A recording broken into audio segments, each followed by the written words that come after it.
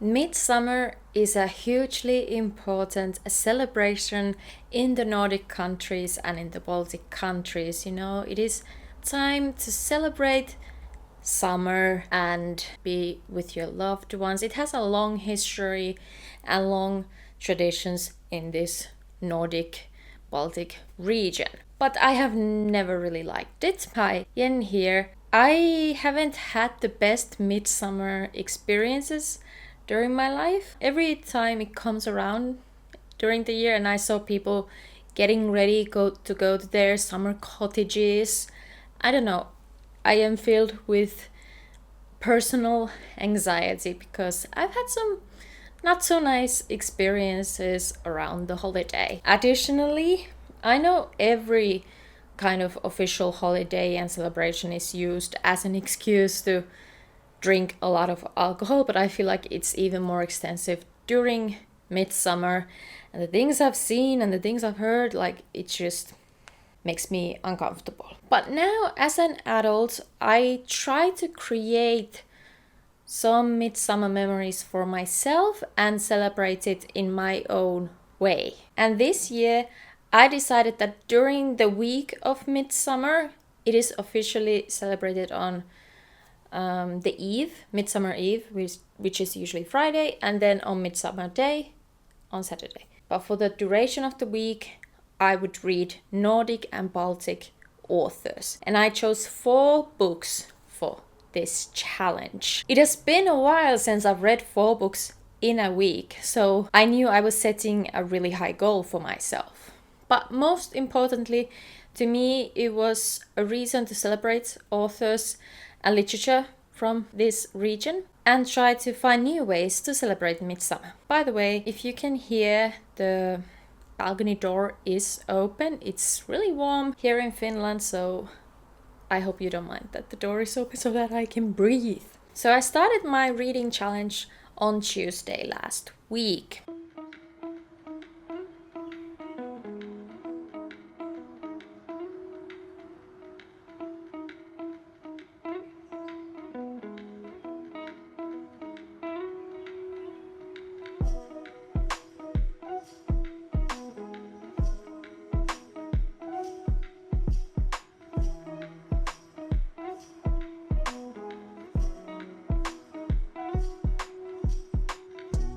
The first book I read was Kenelle maa kuuluu by Sara Al-Husseini.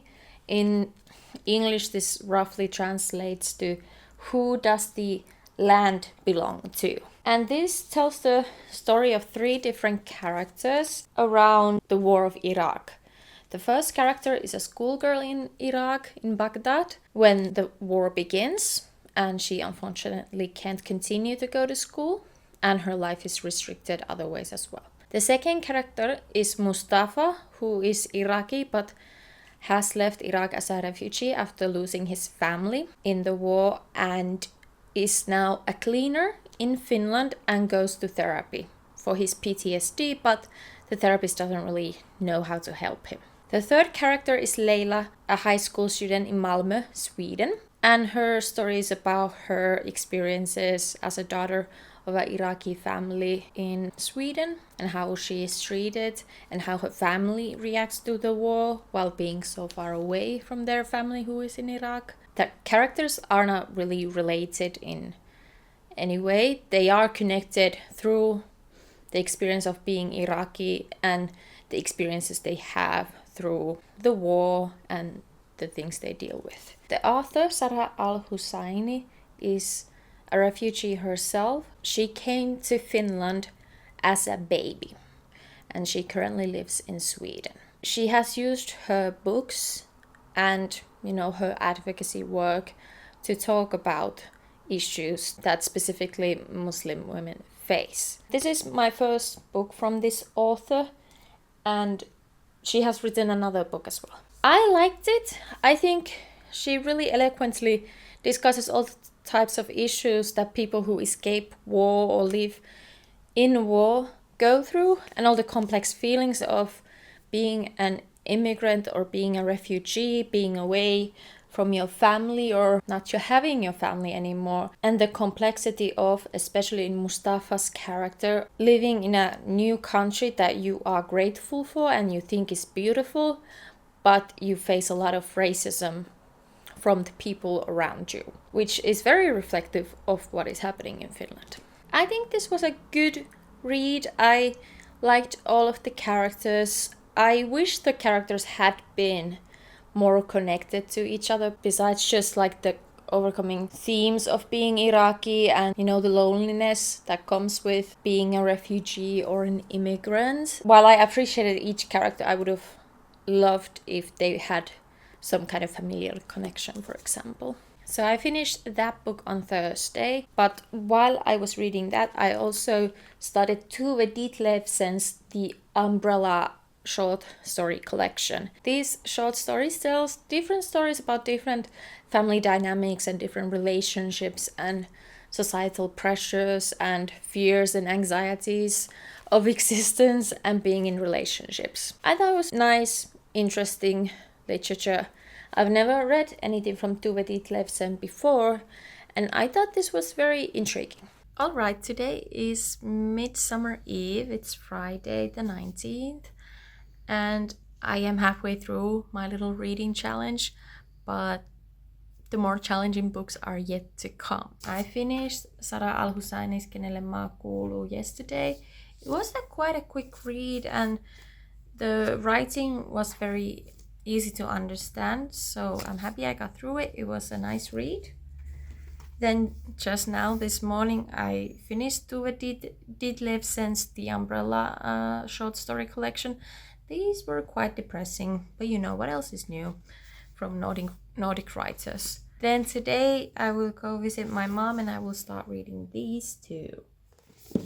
On Midsummer Eve I went to visit my mom. She grilled great food for us. I went to the sauna and we had a really lovely time, you know, spending time outside and resting and just, you know, enjoying our time. And during this, I also read a lot. On Midsummer Eve, Friday, I started both I Love the German by Aho Tamsare, translated by Chris Mosley.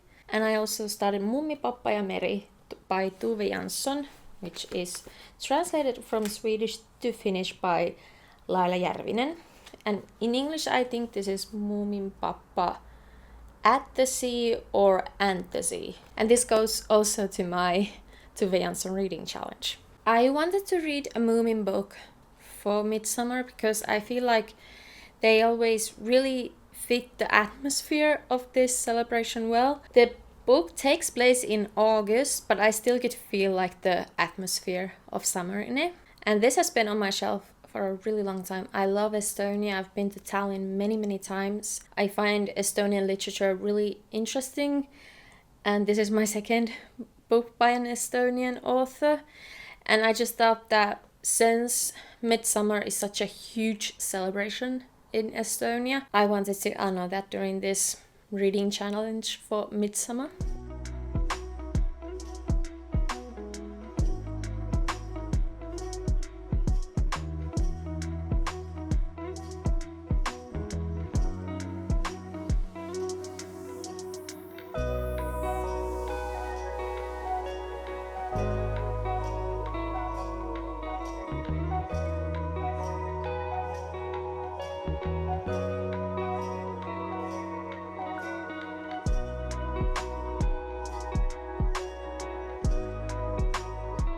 Alright, it's 11:21 p.m. on Midsummer Day, and I just finished reading I Love the German by Aho Tamsare. I started this yesterday and I finished it today. Wow. I'm quite speechless and it's very late, but this was so much more romantic and contemplative and reflective and just vulnerable and just so much better than I expected, really. I just couldn't stop reading it. Wow. Midnight. morning. It's Sunday, and I just finished Mummi, Pappa ja Meri.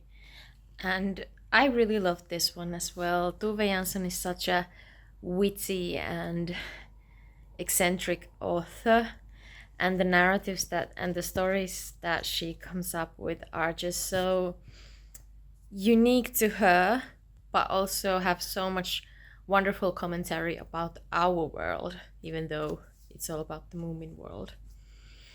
And with that, I finished my Midsummer week reading challenge. Woo! I'm so happy. So I'll start with Tove Jansson, Moomin Pappa and the Sea. So basically, Moomin Pappa wants to move to an island and to the lighthouse that is there. So he takes his family and they go. Here's an illustration of the island and the lighthouse that I even showed before. And basically this story is about them, getting on there and them trying to find their place and things to do at sea. I just really love Tove Jansson's narration. It's witty, it's light-hearted, but she also makes really important commentary about the environment and a lot of important things in her writing. The atmosphere obviously was incredible. Tove Jansson really loved the sea and the Finnish islands. She spent so much of her time at their summer cottage that was on an island, and that really comes through in this book. Really great for Midsummer. Moving on to I Loved a German by Aho Tamsare. I actually tried to read this once before, but it just didn't click. It was the Finnish translation, and something about it just seemed uninteresting to me at the time. But this English translation came out in 2018. I think the Finnish translation was much older, and it felt really fresh. Basically, before the story even starts, there's this note from Aho Tamsare saying that everything that happens in this book is real, names just have been changed, and that he is not even the author of this book, but rather the main character who is writing a book. He is the main character. He's the one who wrote this book, and Tamsare is just loaning his name so that it gets published. I loved that. I loved playing with what is real and what is not. So this book is set after the First World War, after Estonia has become independent, and the main character Oscar is a struggling student who hasn't graduated yet, obviously, but is trying to find work, try to find his way in this newly independent Estonia. Estonia had been under the rule of many different countries for the past hundreds of years, including Denmark, Russia notably, and there has been this fight to keep Estonian culture and Estonian language alive. So then he falls in love with Erika, who is of Baltic German background. Germany ruled over Estonia for a really long time, but by the time where this book is set, they are no longer in actual power, but there is still this reminiscent of history where Baltic Germans were nobility, which, this Erika is part of, a descendant of. But there is an interesting power imbalance between them, because while Erika is Baltic German and Oscar is Estonia, that already makes it difficult for them to be together, especially since Erika's grandfather doesn't allow it. But also, Oscar is part of this student group union that has a really strong standing in culture, while Erika works as a governess. So this whole book is his reflections on society, on being a student, of his love for Erika, and much of it is just his thinking, his reflection, but then there are also these moments where, their relationship develops. A major part of this plot is Oscar having lunches with his landlord and landlady, and the landlady is very opinionated, and Erika has these lunches as well. Yeah, it just discusses so much of social standing, trying to find work, trying to finish studies, being in love, but also are they totally in love with each other or just the idea of each other? This was so much better than I expected. So much better. I was really amazed how reflective it was, how romantic it was. Some of the things that Oscar thought of Erika just really deeply impacted my heart. So this was so much better than I expected, and I loved it. I read I Love the German in 2 days. I finished it near midnight on Midsummer Day. Then Sunday after Midsummer, I finished reading Mumi, Vappa ja Meri. And I really have to say, I enjoyed my time with all of these books. I think this reading challenge really helped me to focus on just celebrating Midsummer and feeling joyous and light around this holiday. They also expanded my reading scope a lot. I don't think I've ever really read from a Danish author, and I expanded my Estonian authors that I've read. And I just felt so fully immersed in all of these books. And I just think that this little challenge again made me just appreciate literature much more. Alright, so that was my little Midsummer reading challenge vlog. I hope you enjoyed it. See you in the next one. Bye!